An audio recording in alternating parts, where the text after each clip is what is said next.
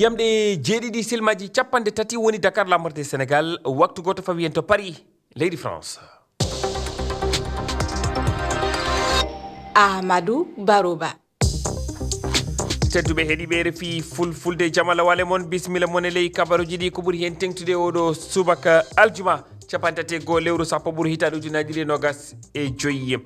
to Mali waɗi lewru joni ɓiɓɓe leydi ndi ana guuri ngakkede kuɓɓam mawde hewɓe natti yaade golle saabu o alhaali mette mawɗe no teska immade Bamako lamorde leydi ndi ha e nokkuje goɗɗe Mali yoga e leyɗele tubakoɓe jamiri ɓiɓɓe mumen jaltandi leydi no ɓuuri yawirde mayen gartu hen. Sénégal ɗo jonde nde pelle daraniɗe jaydiyankoɓe jinno waɗude hanki kikkiɗe waɗani préfet Dakar haɗi o alhaali waɗude ɓe lomtiniri ɗum ko yewtere e dow guurol na mbiyen en direct tawtorede jaydiyankoɓe hewɓe ɗum ko gam hollude mette e nangule biyeteɗo Maymouna Ndour Faye kañum e Babacar Fall ɓeɗiɗo fuu yo jaydiyankoɓe ɓe joppitama hankin. Côte d'Ivoire sumgoji sarɗiyankoji ɗi no hani waɗude ñande nogas e jeeɗiɗi lewru sappo e ɗiɗa ɓuuru aroyndu juɓɓudi halfinade sumgoji ɗin hono CEI waɗi batu hanki e imminaɓe pelle dawroɗe e yoga e gendiyankoɓe faalaɓe tawede fanarde ko hollugol ɓe sariyaji ɗi ngo sumgo caggal nde sumgoji horiya ko leydi ndi paltiɗi jawti.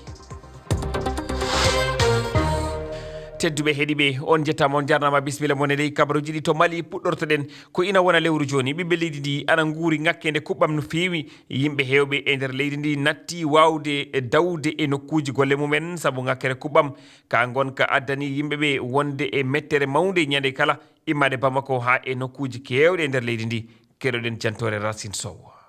keɓgol kuɓɓam ɓeydi ko addude caɗele mawɗe e nder leydi ndi hande gam heɓde litruji seeɗa e nder Bamako yimɓe mbaɗata ko lappi juɗɗi ñande kala e yeeso gollere jeeyirde kuɓɓam ɗi ɗum saabi mo won hen ina mbaɗa balɗe tati ha e nayyi e yeeso station ji ɗi taw saabi ɗum ko nde ngakkere yimɓe ɓe ina nguuri ñande kala haareji mettere walla ni kutorgol doole dadiɓe leydi ndi ɗum ina addani ɓiɓɓe leydi ndi tiɗɗallaji mawɗi e wiide o cafrowo to Bamako. Kabaaru essence on wondi tampinde kay gollanɗe jaati an foti balɗe on fof fotini yaatal golloyde ko warta temɗan yaade station ngaji ɗi to sa yeehi a tawan jama ne heewi ran o ana juuti haɓana waɗe to mi kam hulan caati pat ɓe massimbinaka manga paɗen ɓe so wari jiiɓa rangaji ɗi Kabaaru essence o ga saɓɓitike sanne sona dabere ndaare hen jaati de yimɓe hewɓe ina mettini ka ɗo gonka ha tengti noon e o janguinowo duɗal ngal wona laamuyankowal kanko noon omo heeɓi bettere e darde ardiɓe laamu ngu o darnugol golle amen saabi carburant koye vraiment tampiname e min kaaɓi ɗum saabu so wama golle amen e ɗum min kaɓɓi hunde amen fuul e ɗum lori